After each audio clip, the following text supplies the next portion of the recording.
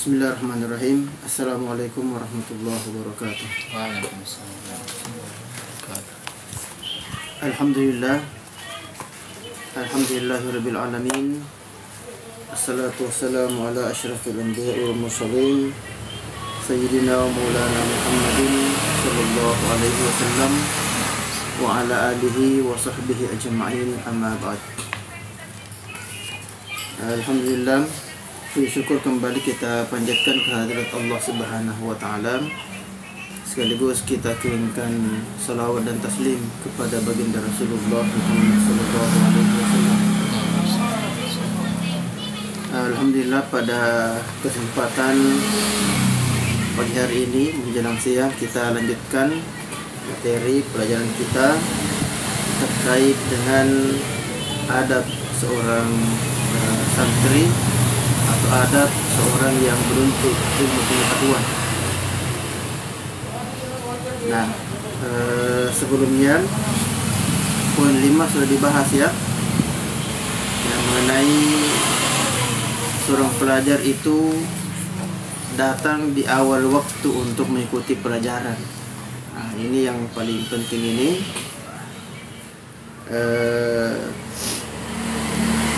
Jangan guru yang menunggu santri, nah, itu ya. Tapi santrilah yang menunggu gurunya. Nah, kecuali kalau macam ini sekarang ya, karena saya yang panggil ke sini untuk kita belajar di sini ya. Tapi kalau sekiranya kita belajar di tempat yang memang ditunjuk atau ditentukan sebagai tempat belajar, maka tidak beretika seorang pelajar dia yang ditunggu sama gurunya ya. Nah, jadi kalau guru tak bilang kita belajar jam 10, dia setengah 10 sudah hadir ya. Kalau perlu jam 9 sudah siap ya, mempersiapkan diri. Nah, ini poin yang perlu dilaksanakan, perlu diamalkan oleh segenap orang yang mencari pengetahuan ya. Jadi itu poin yang kelima ya. Jadi hendaknya pelajar itu datang di awal waktu untuk mengikuti pelajaran, apalagi kalau itu terkait dengan pelajaran-pelajaran yang terkait dengan keagamaan, apa itu Al-Quran maupun hadis ya. Jadi sekali lagi, jangan kita yang ditunggu sama guru. Pelajar itu tidak boleh mengabaikan belajar hadis dan ulumul hadis ya. Jadi beda itu hadis dengan ulumul hadis ya. Kalau hadis ya itu matannya ya, apa yang disampaikan oleh Nabi, si hadis ya. Tapi kalau ulumul hadis berarti semua disiplin ilmu yang berkaitan dengan hadis. Nah, itu ya. Nah, kemudian kalau belajar hadis ya tentu harus diketahui sanad. Mengerti apa itu sanad? Apa itu? Diwayatkan. Nah, jadi sanad itu adalah orang-orang yang hidup semasa dengan Rasulullah ya, yang mendengarkan secara langsung Rasulullah menyampaikan satu hadis ya. Nah, itu dinamakan dengan sanad. Sedangkan rawi ya, kalau rawi itu adalah orang-orang yang menulis ya hadis-hadis yang disampaikan oleh Rasulullah SAW melalui informasi-informasi yang bisa dipertanggungjawabkan gitu ya. Perbedaannya kalau rawi dengan sanad ya, kalau sanad ini dia masih sezaman dengan Rasulullah, minimal dia pernah bertemu dengan orang yang pernah berjumpa dengan Nabi. Nah, misalnya begini, umur saya misalnya ini masih seumur kalian santri ya, masih pelajar SMP. kebetulan kau punya gurumu itu yang sudah usianya 50-an, 60-an pernah bertemu dengan Nabi. Contohnya seperti itu ya. Nah, jadi itu dinamakan dengan sanad. Sedangkan kalau rawi memang sudah agak jauh dari Rasulullah Sallallahu Alaihi Wasallam. Ya. Tetapi gurunya punya guru yang pernah bertemu dengan Nabi. Nah, yang paling dekat itu adalah Imam Bukhari dan Imam Muslim. Itu kalau rawi ya. Nah, baik. Nah, kita lanjut. Jadi ini yang perlu dipelajari ini bagi seorang santri ya. Meneliti sanad ya, kemudian status hukumnya, apakah itu sahih, hasan atau dhaif.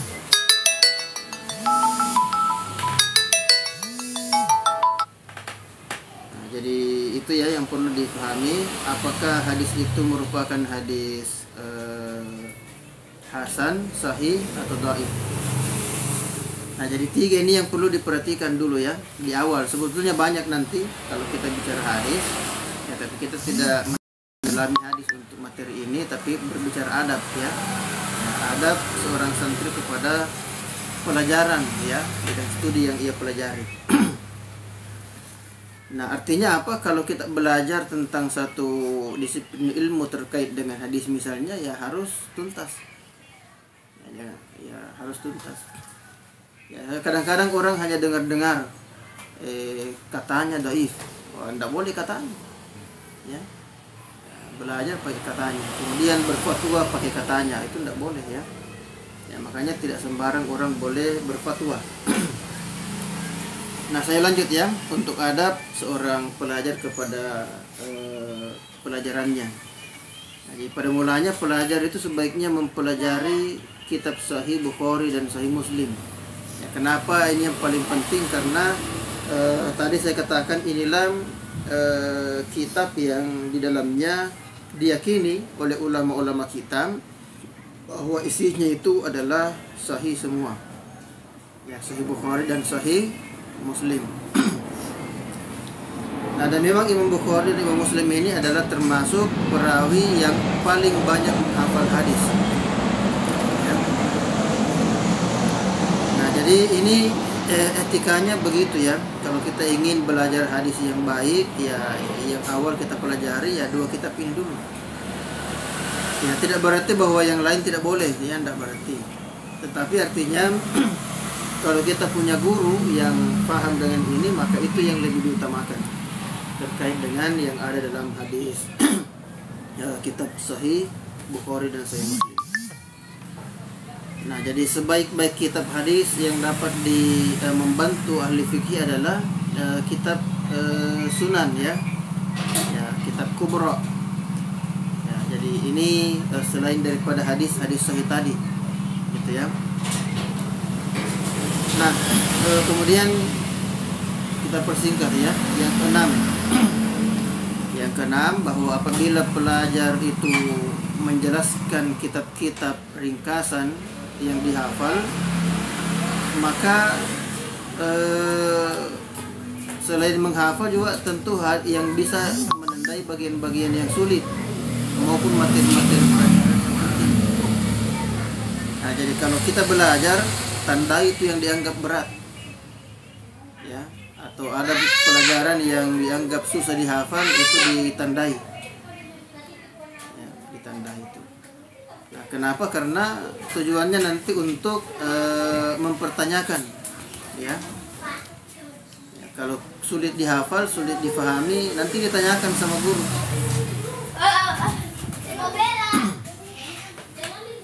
Jadi itu ya yang perlu jangan masa bodoh. Ya, jadi seorang pelajar tidak boleh bermasa bodoh.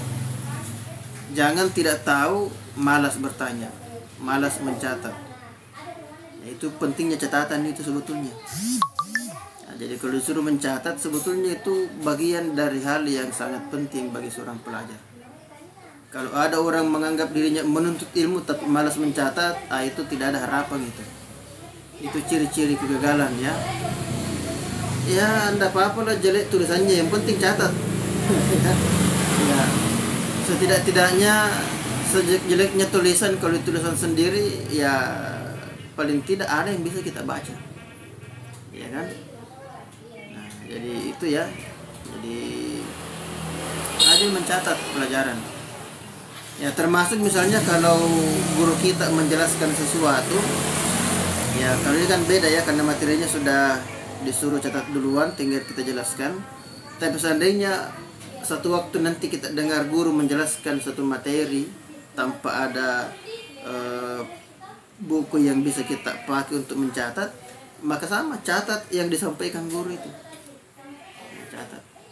Bahkan sekarang pun ini seandainya ada materi yang tambahan ya, materi tambahan atau penjelasan yang saya sampaikan yang tidak ada di bukunya, itu catat ya, catat. Kalau besok kemudian dibaca ulang, ada kalimat-kalimat yang susah difahami, dipertanyakan ya, supaya tidak condong menjadi fitnah. Nanti kadang-kadang ada orang kalau sudah tamat di pondok ya sudah keluar ke masyarakat, ditanya sama warga, kenapa kau berbuat seperti itu, mana dasarnya? Dia bilang, guru bilang. Padahal dia salah paham, gurunya tidak bermaksud begitu ya. Nah, itu sekarang banyak kejadian seperti itu. Karena itu inilah kekuatan mencatat sebetulnya. Jadi seorang pelajar harus rajin mencatat ya, apalagi anda santri ya, tidak boleh malas mencatat. Yang dapat apa capek, begitu yang perjuangan ya. Tidak ada pekerjaan yang tidak bikin capek orang gitu ya. Nah, jadi intinya catat ya, karena kalau tidak dicatat maka yang pertama kemungkinan yang bisa terjadi lupa. Yang kedua yang bisa terjadi itu tadi, salah paham ya, salah paham dalam memaknai atau memahami apa yang telah disampaikan oleh guru-guru kita. Nah, jadi itu ya, dicatat. Nah, makanya yang keenam ini tadi saya ulangi, bahwa apabila seorang santri, seorang pelajar menjelaskan kitab-kitab ringkasan yang dihafal dan menandai bagian-bagian yang sulit maupun materi-materi pelajaran yang penting. Nah, ini tanda itu ya. Ya. Terserah mau tandanya bagaimana, karena yang mau pelajari kan kalian ya. Boleh jadi si Rafli ini dia tandai dengan cara dikasih di garis bawah yang susah, ini mungkin kasih tanda petik ya, dan ya tidak mesti harus sama. Nah, yang kita pahami lah. Nah, jadi yang kita pahami. Nah, jadi itu ya yang perlu diingat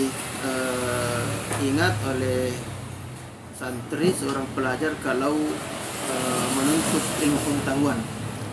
Jadi yang pertama rajin mencatat, yang kedua tandai materi-materi yang berat, tandai materi-materi yang susah dipahami ya. Nah ya, maka pelajar itu sebaiknya berpindah pada kitab-kitab yang isinya lebih luas ya, disertai belajar yang rutin dan memberi keterangan atau kalau perlu ada catatan kakinya ya. Nah, ketika membaca atau mendengar materi-materi pelajaran yang bagus ya. Nah, jadi nanti berpindah kalau memang sudah paham ya, jangan belum mengerti sudah pindah bab lagi. Nah, jadi nanti betul-betul pindah kalau sudah paham ya. Kalau tidak paham ya bertanya, jangan malas bertanya ya, karena penyakitnya pelajar sekarang itu malas bertanya. Kalau dikonfirmasi kenapa tidak mau bertanya, dia bilang kalau bertanya panjang pembahasan, lama selesai, tidak mau makin pulang. Nah, kita sudah mau keluar sudah mau istirahat. Oh, tidak begitu. Jadi seorang pelajar yang baik itu tahan duduk lama ya. Jadi seorang pelajar yang hebat itu dia tahan duduk dalam waktu yang lama untuk menggali pelajaran ya. Nah, jadi itu ya, nanti pindah materi, pindah bab kalau sudah paham betul ya. Kalau tidak ya diulang-ulang saja. Nah, jadi ya termasuk dengan permasalahan yang rumit, ya, masalah-masalah furu yang sifatnya langkah, ya. Nah, kemudian tentu yang perlu dicari solusinya. Kalau ada persoalan-persoalan yang terjadi, ya faham betul bagaimana solusinya. Ya. Nah, supaya kita mengambil keputusan itu tidak sembarangan. Ya, kadang-kadang ada pelajar itu ambil keputusan sembarangan saja, pakai nafsu, ya, tidak boleh. Ya, mentang-mentang belajar bab terkait dengan haramnya khamar. Pas pulang kampung, lihat ada orang minum khamar. Ya, diambillah korek api, bensin, dia siram, dibakar tempatnya. Ya, padahal tempat itu tidak salah, yang salah manusianya. Ya, tentu kalau manusianya salah jangan dibakar, tapi didakwai, diajak, ya. Nah, sekarang ini banyak kita saksikan di luar sana itu berdakwah pakai emosi. Ya, dia dakwah menyampaikan kebaikan tapi dengan cara emosi. Yakin itu tidak berkah. Ya. Nah, sehingga ketika melihat kemaksiatan yang muncul di pikirannya, hancurkan itu tempatnya.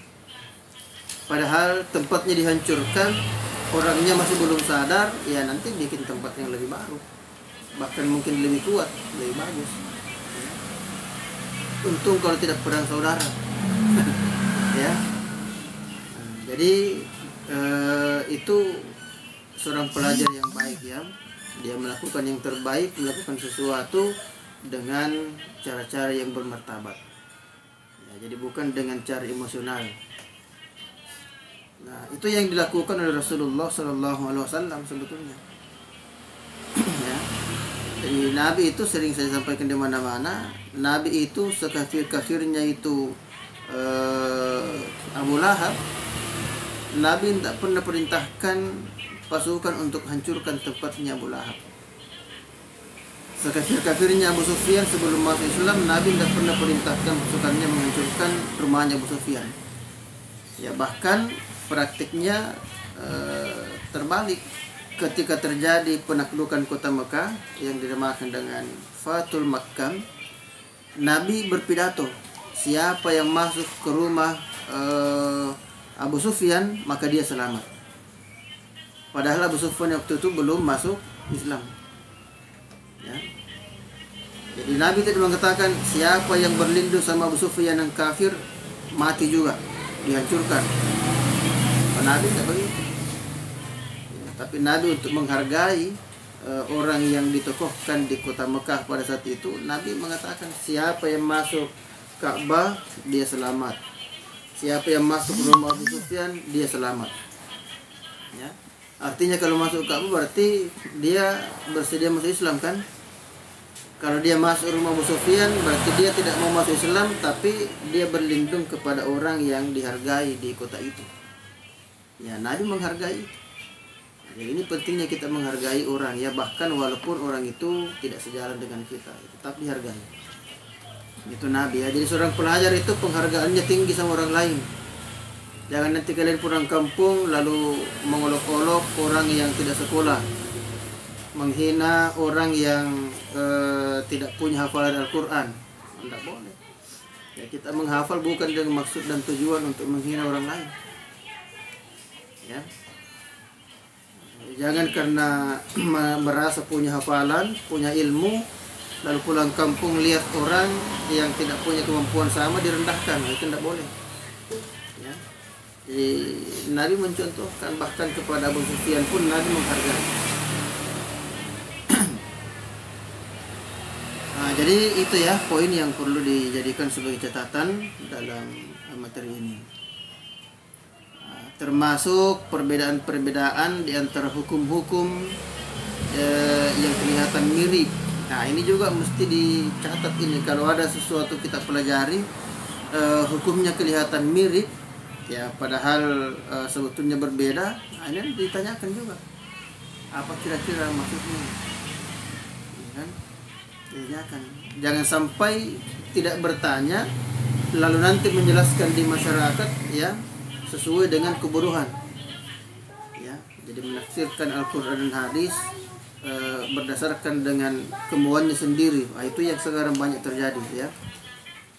Ya karena punya followers yang banyak, ya, akhirnya dia semuanya berfatwa. Nah itu tidak boleh ya seperti itu. Nah lanjut ya, seorang pelajar hendaknya semangat belajar dengan memiliki cita-cita yang baik, cita-cita yang mulia ya. Jadi semangat belajar dalam mencari ilmu yang paling tinggi. Apa artinya itu? Jangan bosan belajar. Ya. Sudah tamat sanawiyah, setingkat sanawiyah atau SMP, tidak mau lanjut belajar. Banyak ayat ku hafal, bahkan sudah juz ku hafal. Banyak tummi hadis saya hafal. Kalau begini berhenti mak, mondok karena pintar mak. Tidak boleh ya. Ya kecuali kalau memang berkaitan dengan cita-cita mulianya. Ya. Misalnya tamat ya, selesai di pondok karena cita-citanya mau jadi pilot, ya silahkan cari sekolah yang berkaitan dengan pilot. Tidak berarti bahwa materi agama ditinggalkan. Ya. Tetap diperhatikan itu semua ya. Nah, jadi makanya seorang pelajar harus punya semangat yang tinggi. Nah, jadi harus punya girang atau semangat yang luar biasa, tidak pantang menyerah. Ya, tidak boleh punya mental kerupuk. Ya, tapi mentalnya harus kokoh, ya harus kuat.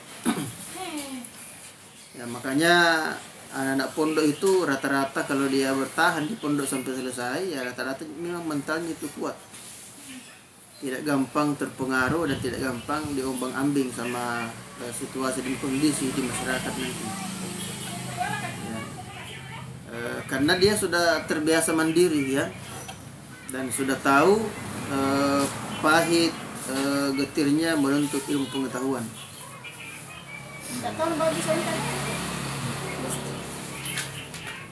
Nah, jadi kalau dia seorang pelajar yang baik, itu yang harus dicamkan baik-baik ya.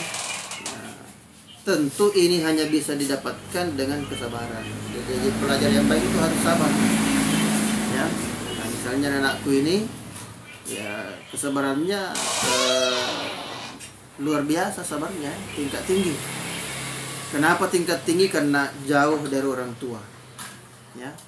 Ya, tapi tetap bersemangat. Ya, itu malaikat di sebelah kananmu itu sudah catat sebagai kebaikan-kebaikan. Ya, mulai dari pondok berangkat ke sini ya, ikuti kajian, itu sudah dicatat malaikat sebagai kebaikan. Ya, malaikat sebelah kanan sudah catat, oh ini sudah dapat pahala. Ya, tiba di pintu ya, masuk dengan keikhlasan bersalam, ya dicatat lagi satu kebaikan. Duduk yang baik, baca doa menuntut ilmu ya, dicatat lagi, banyak pahalanya. Jadi tidak gampang ini. Yang bisa melakukan ini hanya orang yang punya mental yang kuat. Ya, kalau mentalnya tidak kuat, susah. Orang-orang cengeng tidak bisa mondok, ya, tidak bisa mondok. Nah, jadi intinya bahwa seorang pelajar tidak boleh merasa puas dengan ilmu yang sedikit. Ya. Jadi semakin dapat pelajaran, semakin bersemangat untuk belajar. Ya, makanya seorang berilmu itu dia diibaratkan bagaikan ilmu padi. Ilmu padi itu semakin berisi semakin merunduk. Ya, kenapa demikian? Karena itu falsafah sebetulnya. Jadi semakin dia berilmu, semakin dia merasa dirinya bodoh. Ya, karena semakin banyak dia ketahui, semakin dia sadar, oh ternyata banyaknya saya belum tahu selama ini. Karena semakin yakin bahwa dia merasa bahwa dia banyak yang tidak diketahui, justru menimbulkan semangat untuk semakin giat belajar. Ya. Nah, apalagi yang penghafal ini macam kalian ini ya. Nah, sudah hafal 1 juz, jangan sombong. Ku hafal 1 juz, di kampungku setengah juz tadi belum. Ya, dengan umur kelas 1 SMP misalnya. Ya, tidak boleh sombong kan? Ya, tidak boleh sombong. Hafal 1 juz, wah, harus sadar, masih ada ternyata 29 juz belum ku hafal. Hafal lagi. Hafal 2 juz, ya harus sadar lagi, wah ternyata masih ada 28 juz saya belum hafal. Nanti hafal 30 juz Al-Quran, harus sadar lagi bahwa ternyata saya belum paham maknanya Al-Quran ini. Saya cuma hafal tapi maknanya saya tidak paham. Semakin giat lagi belajar, jadi orang itu semakin berilmu, semakin dia tawadu, ya, semakin dia tidak sombong. Nah, kalau ada orang sering menyombongkan kemampuannya, itu justru orang bodoh, ya, orang bodoh itu. Nah, jadi itu ya yang perlu anakku sekalian camkan baik-baik. Nah, jadi jangan merasa puas dengan ilmu yang sudah dimiliki. Nah, jika memungkinkan untuk memperoleh ilmu yang banyak, ya kenapa tidak? Ya, semakin banyak kita dapatkan, semakin bagus. Ya, semakin bagus. Nah, makanya materi-materi yang sudah disampaikan itu diulang-ulang itu supaya tidak hilang. Nah, supaya tidak hilang, ya itulah fungsinya mencatat. Karena kalau tidak dicatat, ya itu pasti hilang nanti itu. Jadi saban waktu nanti kalian pulang kampung misalnya, karena orang di kampung itu biasanya kalau dia lihat ini keluar pondok, ya biar di pondok tidak pernah ceramah, pasti di kampung nanti disuruh ceramah. Ya kalau bingung ya buka kembali materi-materi yang sudah dipelajari di pondok. Oh, dulu di pondok saya belajar materi ini, itu saya mau ceramahkan. Ya, nah, jadi itu perlu ya. Makanya penting mencatat. Kalau tidak dicatat, itu susah. Nah, jadi ini ya, kita kembali. Jadi pelajar tidak tidak boleh rela hanya menerima sedikit dari warisan para nabi. Ya, warisan para nabi itu adalah ilmu. Nah, jadi nabi itu mewariskan ilmu kepada kita semua. Nah, jadi jangan pernah menjadi orang yang rela atau ridha dengan warisan yang sedikit dari nabi. Ya, supaya kita punya warisan yang banyak dari nabi, yaitu tadi rajin menuntut ilmu. Supaya bisa rajin harus punya semangat, bersemangat. Supaya bersemangat, ya cintai dulu ini pelajaran. Ya, dicintai ini materi yang dipelajari ya. Nah, tidak boleh menunda-nunda untuk meraih faedah atau ilmu pengetahuan yang mungkin diraih. Ya, jangan ditunda-tunda. Ya, misalnya ini sudah ada kesempatan dan sudah diberikan izin sama orang tuanya mondok, ya jangan tunda. Nah, biasa orang bilang, tahun depan dia baru mondok, Kak. Biar dulu nikmati nih, bebas. Kalau sudah dinikmati bebas, nanti syaitan sudah mempermain-mainkan kita. Setiap mau pergi mondok, syaitan datang lagi bisik, jam mau ke dulu. Tinggal mau ke dulu tahun depan pising. Ingat tahun depan habis umur kita ya. Nah, jadi beruntunglah anakku ini yang bisa mondok ya. Nah, jadi sikap menunda-nunda kesempatan yang baik itu banyak berdampak negatif. Ya, dampaknya pasti negatif. Ya, karena sungguhnya jika pelajar sudah meraih faedah dalam pelajaran itu, maka dia memperoleh faedah lain yang lebih banyak. Ya. Nah, jadi semakin banyak faedah yang bisa kita dapatkan. Nah, jadi itu ya keutamaan daripada mempercepat dan melekaskan diri untuk menuntut pengetahuan. Ya, utamanya ini pengetahuan agama ya. Nah, baik anakku sekalian, kemudian Pelajar hendaknya memanfaatkan waktu ketika dia senggang, ya. Jadi kalau ada waktu senggang, ya manfaatkan waktu itu, jangan disia-siakan. Ya, harus bersemangat ya, sehat dan masih muda. Ya, sebelum datangnya hal-hal yang menghalanginya. Nah, jadi maksud senggang itu maksudnya sekarang ini kalian masih muda, masih sehat, masih segar ingatannya, pergunakan waktu ini dengan baik untuk belajar. Nanti kalau sudah tua baru mau belajar, ya susah. Walaupun memang belajar itu tidak mengenal usia, tapi susah mau menghafal orang kalau sudah tua. Susah memang belajar orang kalau sudah berumur ya. Ya, mau membaca penglihatan sudah kabur. Mau menghafal ingatan sudah terganggu. Pendengaran sudah bermasalah. Ya. Jadi itu jangan disia-siakan waktu itu. Nah, jadi selagi masih senggang harus bersemangat. Selagi masih sehat, masih muda, ya ini pergunakan masa-masa ini. Ya. Nah kemudian santri ya, seorang pelajar juga jangan sampai memandang dirinya dengan pandangan sempurna dan merasa tidak butuh kepada para pendidik. Jangan merasa dirinya sudah sempurna ya.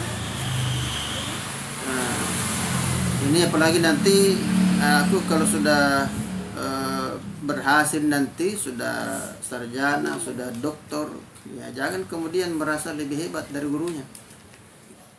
Ya, ya walaupun misalnya gurumu itu cuma alumni S1, kau nanti dapat gelar doktor misalnya ini ya, insya Allah semua calon dokter semua ini nanti.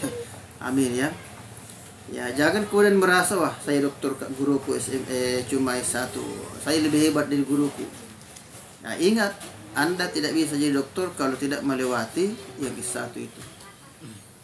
Ya, nah, tidak bisa mencapai derajat pendidikan tertinggi kalau tidak melalui dari bawah. Jadi ini semua harus diperhatikan bagi seorang pelajar ya. Jangan memandang diri dengan pandangan sempurna ya. Memang kesempurnaan itu cuma milik Allah Subhanahu wa taala. Ya, jadi manusia tidak punya kesempurnaan apa-apa. Ya, sekali lagi yang sempurna hanya Allah. Ya, jangan dulu ibu nak. Ya, jangan bapak nak. Ya. Ya, sebentar ya. Bentar.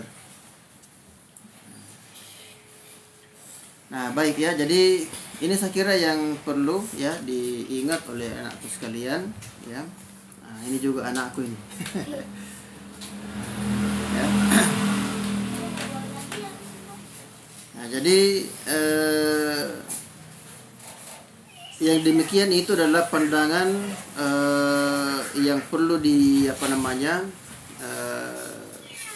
dipelihara, bahwa kita ini bukan orang yang sempurna.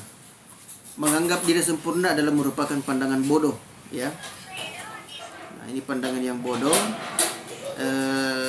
Seorang tokoh tabi'in ya, Sa'id bin Jubair mengatakan bahwa seseorang masih disebut orang alim selama dia belajar. Ya, ketika dia sudah tidak belajar dan merasa cukup dengan ilmunya, maka sungguh dia itu adalah orang yang sangat bodoh. Ya, jadi ketika dia masih belajar, itu masih orang cerdas itu. Tapi kalau sudah berhenti belajar, itu bodoh. Nah, jadi artinya ini maksudnya umum ya, tidak berarti harus di pondok sebetulnya memang. Ya, tetapi untuk mondok ya pergunakan waktu selagi masih muda ini. Ya, nanti Anda keluar dari pondok bahkan sudah berumur, sudah tua, tetap belajar.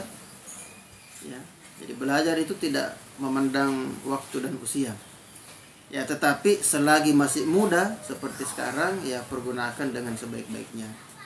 Ya, karena ingatan tadi masih kuat, hafalan masih kuat, ya, penglihatan masih segar membaca pelajaran, pendengaran juga masih bagus, ya pergunakan itu. Jangan sampai menyesal ya di hari tua baru mau belajar. Ya, penglihatan sudah kabur, bahkan sudah tidak bisa melihat. Pendengaran sudah mulai lain orang bilang, lain dia dengar. ya, baru mau belajar, kasihan sudah terlambat. Ya, baru mau duduk belajar depan guru, punggung sudah sakit. Ya, nah itu ya yang perlu ini poin yang ke-6 ya. Nah, jangan ribut nak. Jangan ribut lah. Tidak boleh. Nah, masuk di kakak. Tidak walaka salah. Ya. Nah, baik ya, ini yang perlu saya sampaikan untuk poin yang ke-6 dari adab seorang pelajar terhadap pelajarannya. Insya Allah kita lanjutkan nanti pada poin yang ke-7 ya. Nah, ini masih ada beberapa poin yang belum sempat kita jelaskan.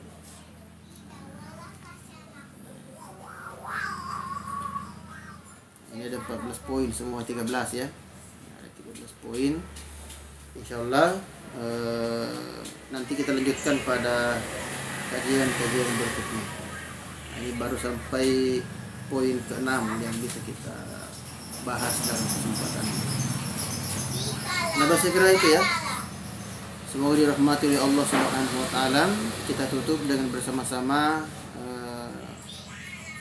berdoa ya. A'udzubillahi minasyaitonir rajim. Bismillahirrahmanirrahim. Allahumma iyyaka na'budu wa iyyaka nasta'in. Shiratal mustaqim. Shiratal ladzina an'amta 'alaihim ghairil maghdubi 'alaihim waladdallin. Allahumma iftah lana abwaabal khair wa abwaabal barakah wa abwaabal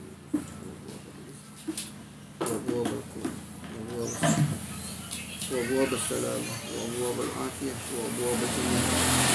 اللهم عافنا من كل بلاء الدنيا وعذاب الآخرة. غفر الله لنا ولكم برحمتك يا أرحم الراحمين. سبحان ربك رب العزة عما يصفون وسلام على المرسلين والحمد لله رب العالمين. الفاتحة. إياك نعبد وإياك نستعين.